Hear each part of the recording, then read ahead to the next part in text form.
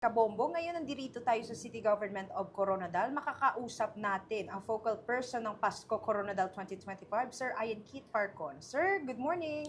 Good morning po sa lahat ng nakikinig ng Bombo Radio Coronadal. Isang advance Merry Christmas and Happy New Year po, Coronadaleños at sa lahat po ng mga mamayang Pilipino. Alam po namin nakalatag na po yung Candyland natin at hinihintay na lang natin yung official na pagbubukas nito sa public. And syempre, isa to sa mga highlight ngayong Disyembre, itong Pasko Coronadal 2025. Kamusta po yung preparasyon natin, Sir Keith? Of course, in terms of preparation, we make it sure that with the help of all employees of the city, we make it sure na dapat every year, dapat ito ay magiging mas matamis, mas matingkad at mas makulay.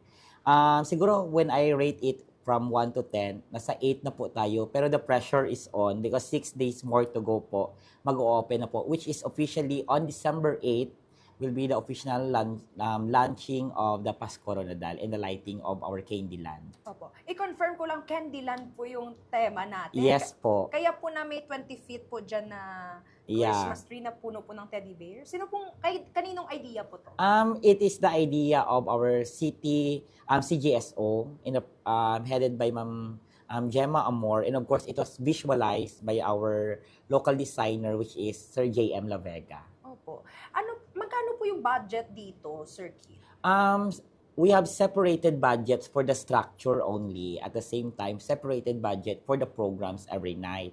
So, yung sa decoration po natin, nasa more or less 2 million po.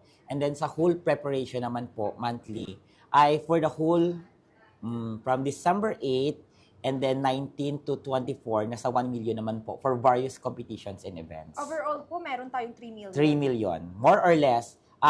Para sa ngayon, hindi pa natin naabot yung 3 million because again, as much as possible, we want also to maximize yung mga remaining pa natin na decoration. Opo. Can you expound more about sa mga structure po na kino-construct po dyan sa labas ng ating city? We know already that Christmas is basically para talaga sa mga bata at maging sa mga isip bata at nagiging bata. We conceptualize this because we want na despite of all adversities happening in our country, even in yung mga calamities na dumadating po, is that we want to showcase the creativity and resilience of Coronadaleños. And at the same time, ginagawa po namin o gagawin namin mas matamis po ang Pasko ng mga Coronadaleños ngayong taon. We have a lot of to showcase yung creativity in terms of our decoration. Meron po tayong mga candies, cupcakes, even po yung mga candy houses po natin. Kasi po, alam naman po natin, every year po, hindi po kailangan natin mag-stick sa isa lamang na concept. Because every year, the city government rest assured na bago sa paningin ng tao. At the same time, nakaka-invite po tayo ng maraming mga turista, ng mga event goer. Because as the administrative seat of the Region 12, tayo po nagiging muka at reflection po ng Region 12. Okay. Made of recyclable materials po ba yung mga Basically po, yung mga iba po, kasi po, throughout the years, yung ginagamit po natin, yung mga sobra or yung mga dati pang mga decorations, inuulit lang po next year, pagka the other year, kasi iniiba lang po yung structure. Pero this time po, yung other po, recyclable, pero more or less po, nasa 80% po. Bago po yan, para at least naman po. Kasi yung dati, hindi na po mapakinabangan. Kaya po kung napapansin nyo, nakuha na po natin yung mga decorations natin along the highways. Okay. So ano po yung aabangan ng mga taga-Coronadal? Syempre, yung mga bisita rin po na pupunta dito sa Coronadal sa December 8 kasi ito po yung official na pagbubukas sa publiko ng ating Candyland and launching rin po ng Pasko Coronadal. We have innovated a lot of new programs. First, inclusive. Second, di naman ganun kalaki yung dapat yung gastos natin. And it must be participated by our stakeholders. In fact, on December 8 po, magkakaroon po tayo ng parada. I think this will be the first in the city of Coronadal na magkakaroon ng parada ang mga tricycle drivers po natin, yung mga tricycle. So, they will be decorating the tricycle. So, the parada will be from SM Raa, papunta po ng City Hall. So, pagdating po dito na po magsisimula ang ating program. And aside from the launching of Pasko Coronadal or the lighting of our Candyland, for the first time also, na magiging maaga ang launching po ng Siyudad ng Coronadal Hinugyaw Festival 2026. Isasabay na po yan sa December 8. Okay. So, anong oras daw po yung pa-fireworks? In terms of fireworks po, nasa mga before 12, Okay. of course. But we make it sure na yung fireworks natin, hindi man ganun kagarbo, katulad ng other places. But we make it sure na our resources, our money is spent in the most possible way na magiging maganda din po sa pananaw ng iba. Because again, when we conduct activities in the city government, we make it sure po na may patutunguhan po at merong impact. Example, this time, in the opening, we want to highlight yung mga tricycle drivers natin because this is also one way of recognizing their efforts. Kasi umulan man o umaraw, we know that the tricycle drivers are the faces of our city government kasi sila yung naghahatid ng mga pasahero, ng mga turista, and even po maka-attract ng investors. We want to project that our tricycle drivers are pogi, mabango. At the same time, they will be also the recipient of our PAS Comunidad. So, every year, the PAS Comunidad is the annual outreach program of the city government of Coronadal. And this time, with the wisdom of our festival director, Attorney Joy Soliesta, and of course, with the approval of our city mayor, we want to highlight this time yung mga tricycle drivers po natin this Christmas. At the same time, ang mga bata. Wow. So, tricycle driver. So, aside po sa Candyland Circuit, may expected po bang mga display ng mga, syempre yung mga local entrepreneurs po natin? Of course, mahal na mahal po ni City Mayor Eliodo Yuena yung ating mga SMEs.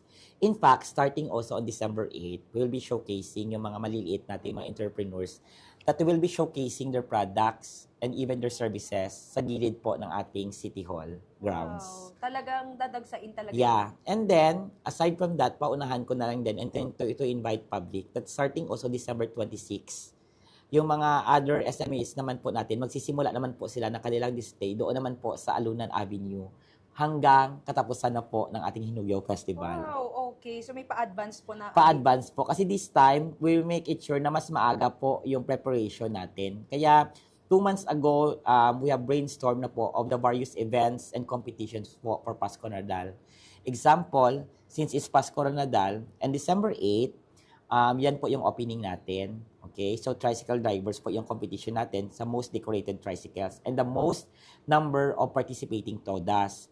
And then, on December 16, since the city government is the sponsor for Simbang Gabi, we will resume on December 16. Pero hindi po papatayin yung ilaw dito, ha? Okay. Every night continuous po yan. At meron po tayong display ng mga local products and services po sa palibot ng City Hall grounds. And then, on December 19 hanggang December 23, we will resume po yung Pasko Nadal proper natin. On December 19, magkakaroon po tayo ng inter-school choral competition. That's nice. Mga bata po ito. So, it's mga elementary po ito because we want to showcase also the talents of our elementary students in terms of their singing. Kasi alam naman po natin, nasabi ko kanina, na pag Pasko po, nakasentro po ito halos sa mga bata. At alam naman po natin na ang mga bata po, malapit po yan sa puso ng ating city mayor. And then, after the choral competition on 19, on the 20 naman po, mayroon po tayong partner event. Ito po ay sa participation ng ating congressional and then governor's office. Throughout the years, iba po yung night ng congressional, iba din po yung night ng governor's office. This time po, pinag-isa po natin sila. Because again, we don't want to be extravagant, pero we want also to make it sure na nakaka-save din po ang bawat offices ng kanilang budget. Kasi aside from giving entertainments, we want to make it sure and to let the public know na nagkakaisa na po ang pamalaang lokal ng city government, ng provincial government at ng congressional natin. Naman tayong regional offices night. We invited our regional offices, various line agencies to participate because we want also to showcase their talents and then their commitment of partnership to the city government.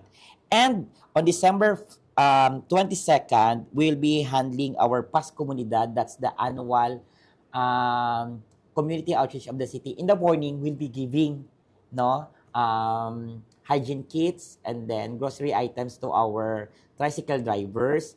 And then on the afternoon, in partnership with the provincial government, our City Nutrition Action Office headed by Ma'am Hazel Libanan, magbibigay po tayo ng mga groceries and food packs po para sa mga buntis at sa mga kabataan po na malnourished. That's on December 22.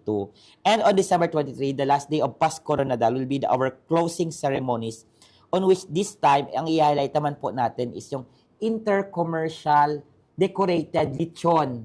Okay? Yun. At the same time, yung provincial-wide school Christmas pop dance competition. Okay. At yung Mayor's Night na po. At i-insert, on the 22nd, mayroon din pong Vice Mayors and Legislative Night. So, pinagsama po natin ang ating mga councilors at yung Vice Mayor to let also know the public na dito po, lahat po nagkakaisa in giving a good and better Christmas po para sa mga Coronadaleños. Okay, mga very anticipating po yung mga schedule for Pasko Coronadal 2025. Sir Keith, your message to everyone and kindly invite them again. This year's theme is Matamis na Pasko, Puso ng Coronadaleño. Centered of how we not only sugar-coated everything with rap. Okay? But also to make it sure in the delivery of public service, nagiging matamis po at genuine po yung aming public service. So, I am inviting everyone to join us in the celebration of Pasko Coronadal 2025, on which will be happening on December 8, the official lighting of our Candyland at the same time, no? The opening also and grand launching of the Hinugyaw Festival 2026. So, sama-sama po tayo na makisaya, mamangha, sa mga sorpresa na ibabahagi po ng city government. Because this Christmas, hindi lamang po ito para sa amin, para po ito sa lahat. At ururupod po kita sa bagong Coronadal. Okay, sir, thank you and good morning.